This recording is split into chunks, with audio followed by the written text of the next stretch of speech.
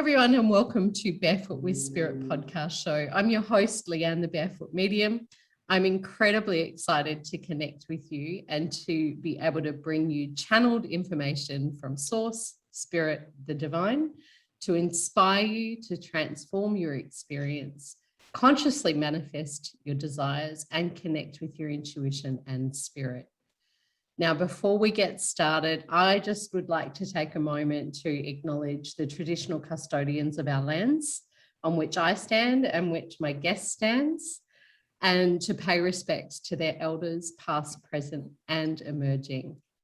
I extend that respect to all Aboriginal and Torres Strait Islander peoples and First Nations people who are tuning in from around the world.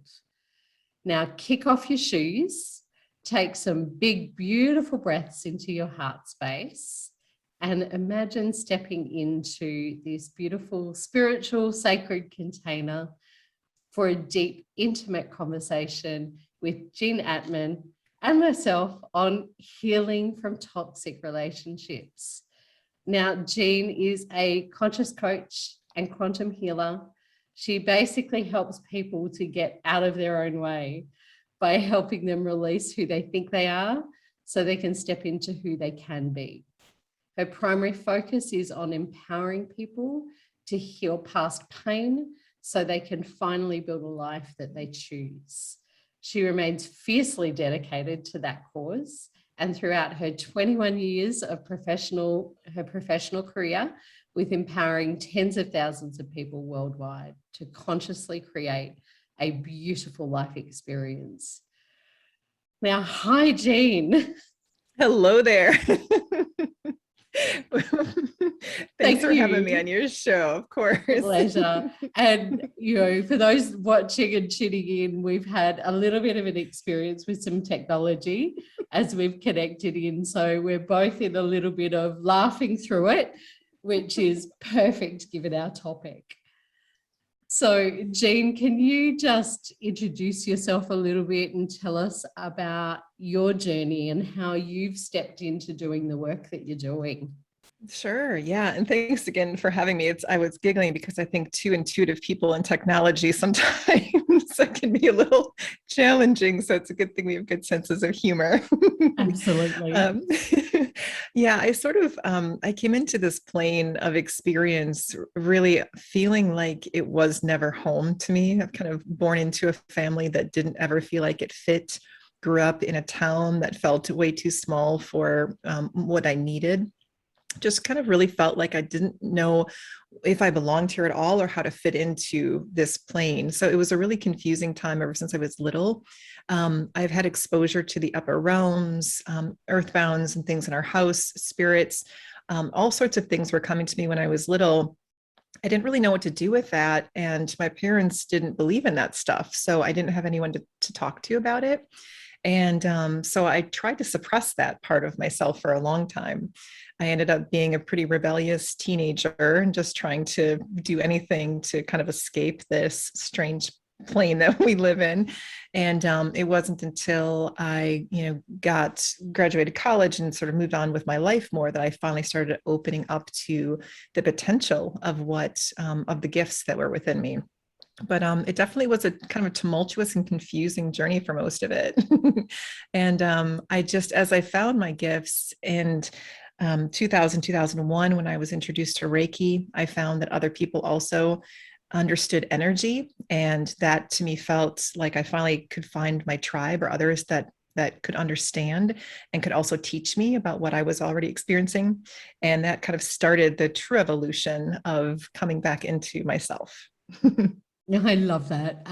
You and I have a very similar journey, which is, I had a feeling. interesting. And spirit at such a young age can be a little bit challenging to understand what it is that you're feeling, seeing, hearing, or knowing without having people around you that also understand it, that can teach you and support you through that. So, for those that are listening or watching who've had a similar journey, we both completely understand that. And I did the rebellious teenager thing as well. And, drank way too much, trying to kind of stop seeing, feeling, hearing what was going on. So yeah, sensitive people are incredibly courageous and incredibly strong internally and externally in a lot of ways, because we have to learn about ourselves, don't we? We do, yeah. And it seems like we come in here to make changes here. We're not meant to fit in. And it takes a little while, I think, to understand how that works and that it's okay to be different and it's okay not to fit in because you're not supposed to. You're supposed to create something new. But it's interesting when you can't really see what that road looks like or how to build into it or what to do with it. It does take a lot of courage for sure, just to try things and see if it works, or see if you face plant and you learn not to do that again, And it's all perfect and part of the journey, right? Yes, for sure. And so I want to talk a little bit about toxic relationships and start with what is that? Because it's, a little bit of a term that's often used and thrown out there when we're either describing our own relationships or our relationships with people in our world that we see them having. So what is it? There's a lot of moving parts to it. I think, generally speaking, toxic relationships, I think of as something that feels just really dishonoring to a person. And, we can use the typical kind of narcissist empath experience just because it's sort of an easy, and opposite ends of the spectrum to describe. So typically you have one person, say the empath is overgiving, is very sensitive to other people's needs, who very, very much feels into the other person's experience, is trying to automatically pacify those needs of the other person to keep people happy, to keep everybody in peace. And then you have the other one, and I'll call them the narcissist. And I think that narcissists have a little bit of a bad rap just because of the experience with them is so loud. But if you look at the undercurrent of a narcissist, it really is someone who has just very, very deep wounds, who is in a resistance to healing and simply projecting their wounds onto another person or other people around them. So they are in a really, kind of wounded state and just in resistance. And people think, oh, they're the bad guys, the big bad wolf kind of thing. But really to see them with compassion and say, I see where you are, but at the same time, it's not my job to fix that or to help that. So it's, kind of a little bit of a discernment there. But as far as that, you typically see that narcissist being a toxic component to someone's life, where they have a lot of control challenges. Sometimes they want to dictate what the other person does. They have a deep well of needs that they're wanting someone else to fill for them. So they're pulling way too much energy over to their side than even what's comfortable for a lot of people. And it can leave, say, the empath feeling very, very drained, very depleted, and the inability to even kind of function sometimes on their own just because they're so drained of everything. I had a personal experience with a really, really dark narcissistic man. And I remember at the end, I really felt like a shell of a person.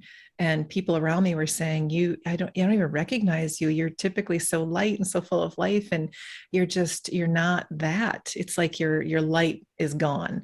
And when I finally realized that other people also saw that, then I thought, it's not just me. I'm not crazy. This is really happening, So pay attention to those types of things, especially that you're getting from others who love you, that might be saying, this might not be the best thing for you, or are you sure you want to continue to be with this person? The people that love you outside of the relationship are usually pretty good mirrors to what's going on inside. Yeah. There's quite a lot in there that I want to pick up on. And I think that the narcissist empath continuum, because really it is a really good one to understand. And like you said, it's, we all have the ability to express narcissistic characteristics in our world. And we all have wounds or past experiences that we bring to our relationships and to the world. And I love how you talk about a narcissist, a person displaying narcissistic characteristics, having deep wounds that they're resistant to, because that's really what it is. Because someone who's diagnosed as a narcissistic personality is very different to someone displaying narcissistic characteristics. There's a difference there. So, you know, the empath and the narcissist are on the same continuum, and what the narcissist actually needs, and I use that term in that way, is empathy. Which is why, you know, the empath, the overgiver, often attracts in relationship-wise an experience with that type of toxic relationship in order to learn, because it's often one of our learnings is to not overgive and to not jump into rescue mode and fixer mode. And how do we allow someone in their wounds to be in those wounds, right? And to accept them and love them or not. True. Yes. I think that sometimes, you know, we come in here with particular wounds and lessons to learn, the evolutionary process, right? And when you grow up in a household that either you had a narcissistic parent, or there was a deep sense of unworthiness, or you were inconvenienced to others around you, you don't have a right to be here. Those types of wounds typically, you know, end up being in the overgiver category, where you're trying to prove your value, you're trying to prove your worth. And so when you see someone who is really, you know, wounded and displaying those narcissistic categories, you're like, oh my gosh, there's so much work that I can do there. There's so much that I can help and fix. And it's almost like a draw or a compelling force to connect those two forces of nature. And when you recognize that you might be overgiving, it's sort of a strange experience to go through, because you might not understand you're even doing it, just because it's such a natural piece of you that it feels very normal. And a lot of times growing up in trauma can be normalized to the point where you don't know what healthy relationships feel like. So those other types feel very, very normal. So it can be difficult sometimes to even see through that stuff.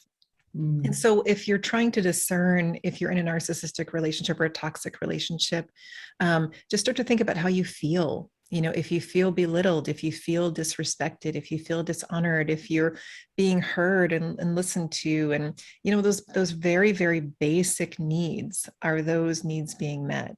And I hope at least those are, and then some, because those are the sweet relationships, and they do exist. And the more you can focus on self-love and finding your worth, really working through your own wounding, that's when you start to draw in higher frequency, higher level relationships. But if you're still feeling really, really open in your wounding, chances are you've got a better chance of drawing in the opposite, you know, aspect of that spectrum. Yeah. And you know, you do draw those in, and I'm where do I start with that? And right. I think that I love that you talk about, you know, basic needs within a relationship. And I love that you talk about that, knowing yourself, because we take ourselves to all of our relationships and all of our connections, right?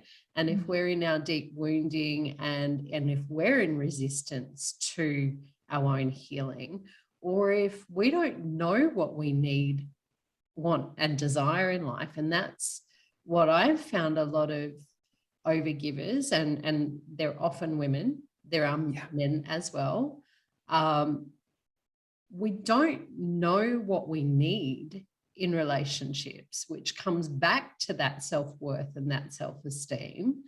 And so that giving part of our nature takes over. And I know for me, healing from a toxic relationship, meant for me jumping on a flight to the other side of the world and gifting myself space from everyone in the normal experience to go, no, I need to work through that and I need to find me again. And so what I did was, as it turned out, I met my current partner a month after I arrived. However, synchronicities. What I did in that 3-year period that I was overseas was I really asked myself, what do I need? And really came back to working through those things like not feeling heard, not feeling seen, not feeling loved, feeling like everybody else's needs got put first rather than my own. When is it my turn? All of those things. Yes. Yes. All of those things, right? Right. And, my partner was so incredibly patient with me working through that. And it doesn't mean we didn't have some struggles or some battles at times, yes. because we were both finding our feet with that and working through that, and me going, actually, what I need in a relationship is to be able to give voice to what I need and to be able to be heard and to be open to receiving that, because I wasn't open to receiving from someone else. Yeah, it's an interesting thing when you want to receive, but when you're not actually open to receiving. And it's sort of this internal conflict that can happen within. And you're like, why aren't you meeting my needs? I'm asking, and I'm asking. But there's something within you, it's sort of like the conscious mind is saying, I want this would feel really nice. But when the subconscious mind is saying you're not deserving of something, so there's a complete inner conflict going on. Until you start to correct those things, you continue to receive experiences like that. So for the listeners, if you guys are going through that, I want this, I just can't seem to get it. It never works out. I'm always in the struggle. All of those types of things are saying there's something that's within inside of you that's raising their hand saying, I'm ready to be healed. I need some love. I need some attention. I need some work inside. Because once you heal those pieces within, your relationships will reflect that healing, that new level of healing again. So even if you're in partnership with the same person, and you're working on yourself, you'll notice, oh my gosh, that person is treating me differently now because I did this inner work. How about that? And then you start to learn how powerful you are just by doing some inner work. And I will tell you guys this too. When you do your inner work, it is the easiest thing you can do because you're meant to be able to do it. So those of you that are going out, trying to fix everybody, trying to heal everybody, trying to do all these other things, especially people that are in resistance, it's exhausting. But if you go within, that's work that you're meant to succeed at. So think about that. Yeah. So when you go in, you can do that, and then you can finally heal. I love that you say that's the work that you're meant to do and that you can succeed at, because, often that doing and really putting ourselves out there in the world and fixing everybody else or whatever that resistance might be is about, trying to find that sense of worthiness and success somewhere. Oh, look, I did this, or I managed to fix this or sort this problem out for this person or that person, right? So I want to talk a little bit about that, as in which is often a bit of a toxic pattern, right? About the fixing and the doing and the doing. Yes, there's way too much doing going on. Rather than the being. Yes, the beingness. Yeah. It's a really interesting thing, because if you have a wound that has not been healed, you will excessively do things to try to fill that. So if you have a worthiness wound, for instance, you will excessively try to help fill that need with external things to validate your worthiness. So in those cases, you will find yourself overgiving. Once you heal that wound, you'll see someone who has a need and you'll be like, no, that's your work. You're good. You got it. And you will feel much less compelled to overextend for something that's not your work in the first place, because you're coming from a healed state. So this isn't even something that we need to strategize or consciously focus on not doing. We just need to focus on healing self and then just see how that feels when you start to experience things after that point of healing. Because you'll surprise yourself, because it's a very, very different experience. You're like, oh my gosh, that didn't even bother me. That would have bothered me so much before, and I'm totally fine now. So it's beautiful and it's fascinating when you do that work. And I forgot the question that you asked. Yeah. That was part of it. You answered it beautifully. Okay. I was going to circle back around something, but I don't remember.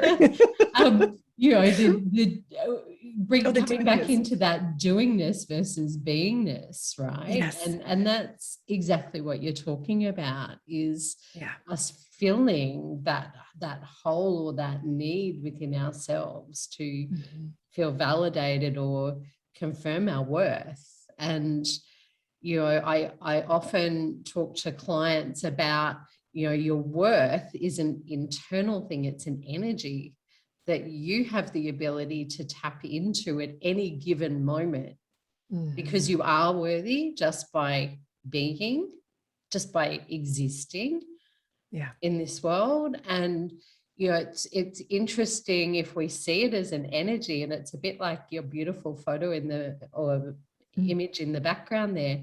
It's a bit like our worthiness is that hole there, and we've got all these things attached to it. I'm not worthy until I've done this. I'm not worthy until my physical body looks like this. I'm not worthy until this person loves me, or, blah, blah, blah, blah, blah, blah. So true. And I love that you bring up energy, because for me, that is the easiest access point, because a lot of these patterns that we live through and programs that we live with, they're existing long before we have conscious awareness of them being in existence. Some of these are translated through our ancestry and our lineage. You can't even see the origin, but if you read the energy, you can, because energy doesn't lie. You can see the truth, and it's crisp and clear, and there's so much clarity around that. So when you start to move the energy, you remove those things. And even, I do a lot of work with the chakra system, and, as the root chakra, it is our right to be here. And so if people are having a lot of blockages in that chakra in particular, if they're having worthiness challenges, I would always recommend checking in with that energy center and see what's going on, because a lot of us are living in the shadow sides of our chakras. The shadow side of the root chakra, as we know, is fear. How many people are living in the states of fear nowadays? It's the dominant energy of this tidal wave that's being washed over people pretty much consistently. So it's challenging not to be in that place unless you recognize that you're there. So when you can see, oh my gosh, I'm in fear, I can't really breathe right now, I'm feeling anxious, I'm not sleeping well, I don't really have an appetite, whatever that is, that how it's showing up for you, check in with those energy centers and say, what's the light side of that energy center? Oh, it's the right to be here. That's right. I can just be, and I can sit here and I can meditate, I can walk, I can have some tea outside, I can have a chat with a friend, and everything is going to be okay. And it's not ignoring what's happening in the world, but it's finding your center first and then being able to navigate all the crazy outside, Yeah. And I love how you ask that question, because it really is, excuse me, it really is about coming back to, what is it that I need from within me? Yes, everything is there. All the answers are there. Yeah, clearing some stuff out. Yeah. Oh, God, love it.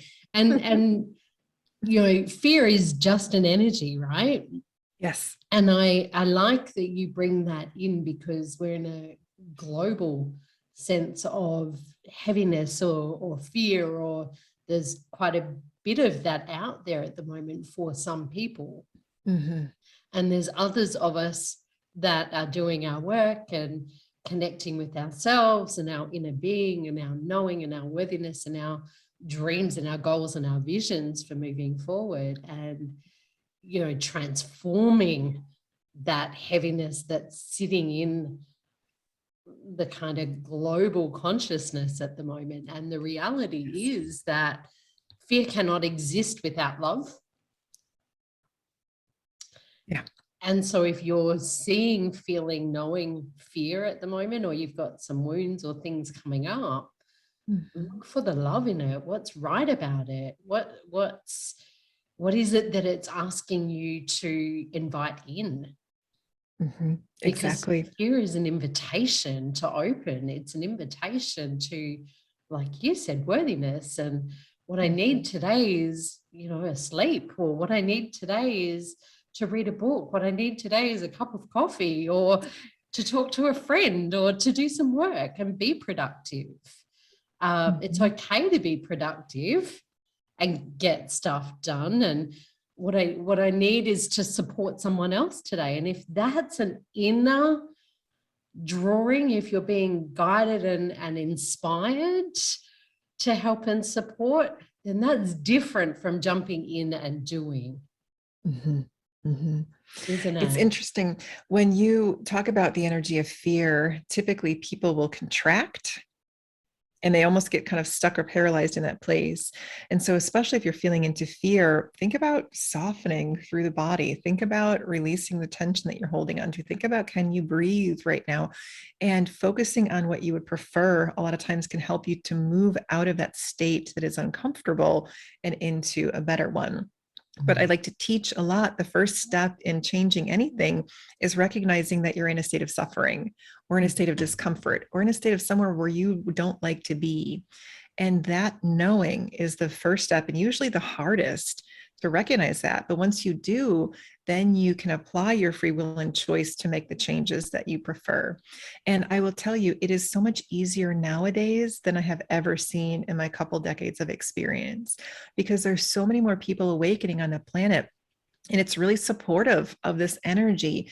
And you may have noticed time feels like it's speeding up. It is. And so things are, it's almost like there's a freedom or there's a liberation with movement right now. And so all this dark, kind of heavy density of purging of all this heavy stuff that people have been carrying, as soon as you get uncomfortable, it's signaling, okay, this is ready to be healed. You can move it out from the awareness of it, and just the intention alone of wanting to heal this will start that journey. I am seeing that there's a lot of depth that's coming up pretty quickly. It can be intense.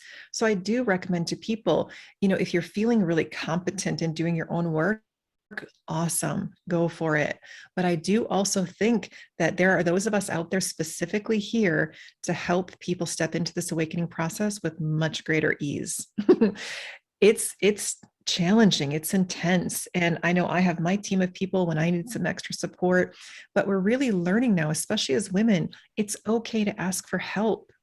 It doesn't mean you're weak, because if you need help with something, or you don't choose to do something, or you just feel exhausted and want someone else to help carry that weight, it's okay.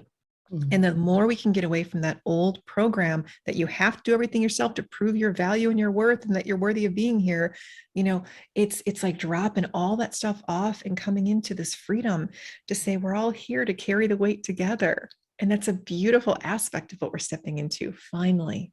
Yeah. And, that softening is really important. It does open us to that love, that support, that generosity, that joy that is in the world, right? Whereas Yes.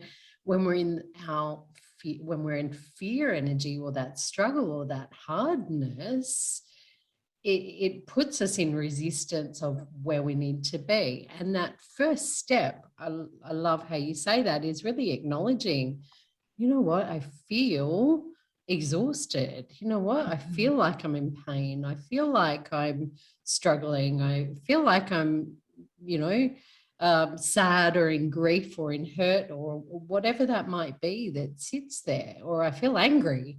And that's one that often people avoid, is anger. Yeah. Anger is the most transformative energy and the most amazing energy to work with. It's not who you are, it's an emotion. You are not angry. It's an emotion you're experiencing that's requesting your attention. Very loudly, usually. Yeah. Yes. And grief. And a lot of people Mhm. avoid grief, and we can Mm. experience grief through the loss of a loved one, Yeah. or through the loss of a relationship, the loss of a job, the loss of, self. We can experience grief in so many different ways. And it's often takes so much courage to come back and do that work. Mhm. And I use the word work. It's not work. Right.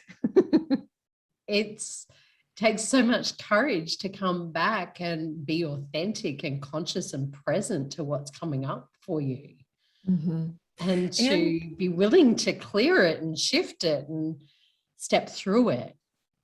right. Without fear, I'm noticing as we kind of lay this old paradigm to rest, there is a lot of old programs that stream in that says, you don't want to go into those shadow parts. Ooh, it's scary in there. You want to avoid that stuff at all costs.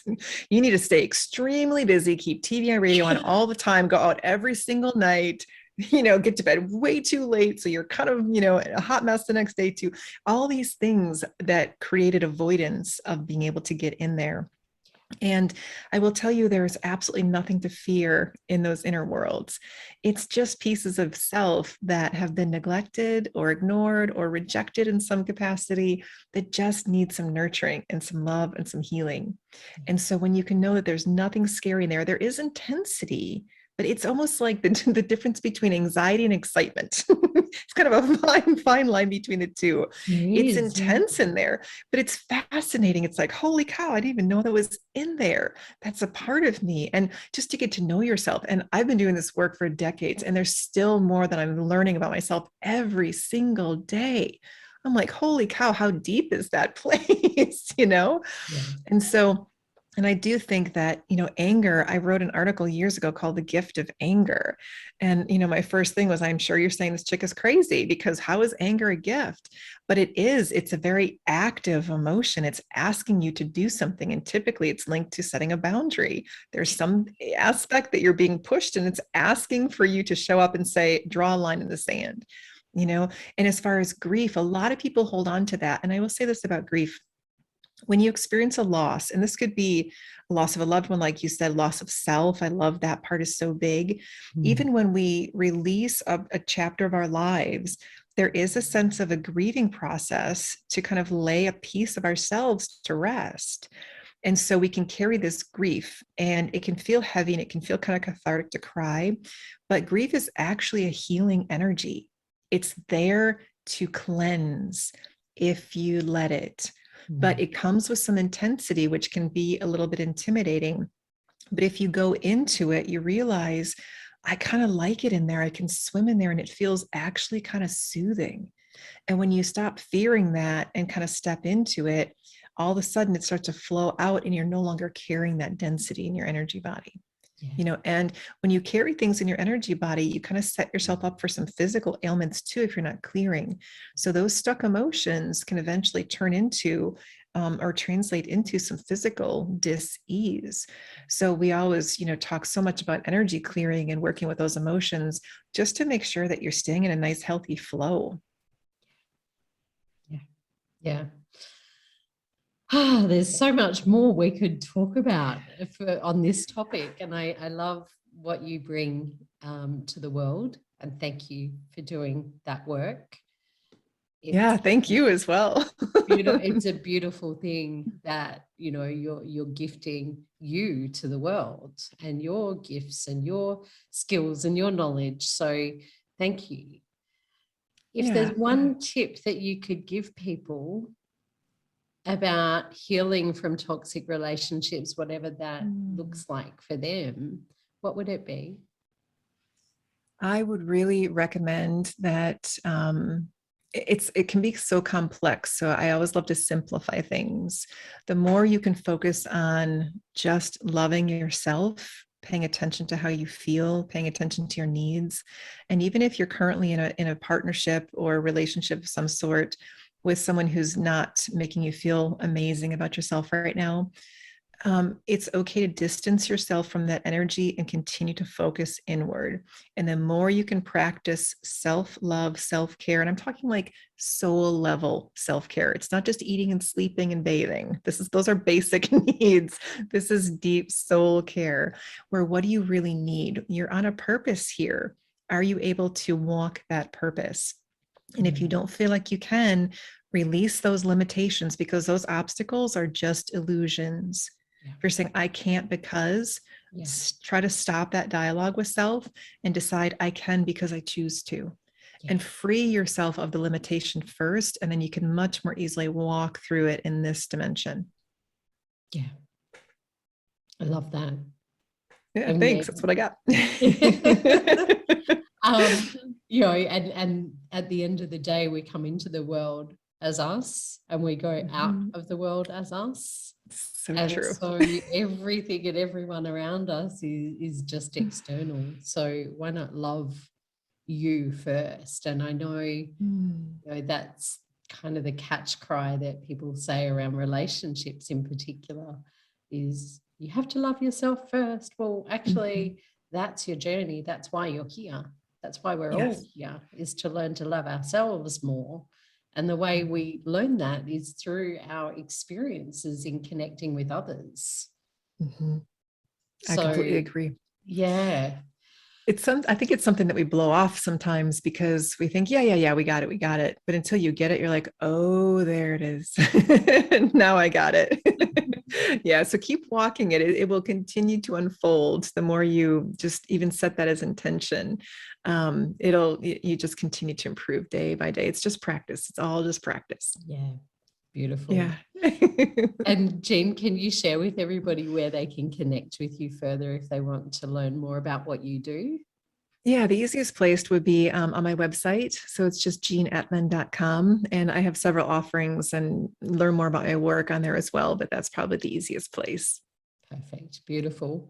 Thank you so much for joining me on Barefoot with Spirit today, and for sharing your knowledge, your wisdom, and your beautiful soul energy. Thank you so much for having me. I had such a nice time with you and lots of giggles, which I always enjoy. So thank you. Great. Thank you. And for those of you who want to connect with me more, jump on my website, thebarefootmedium.com.au. And wherever you are in the world, please take the time to nurture and love you, and to learn about what your soul needs, wants, and desires in this world, and gift that to you.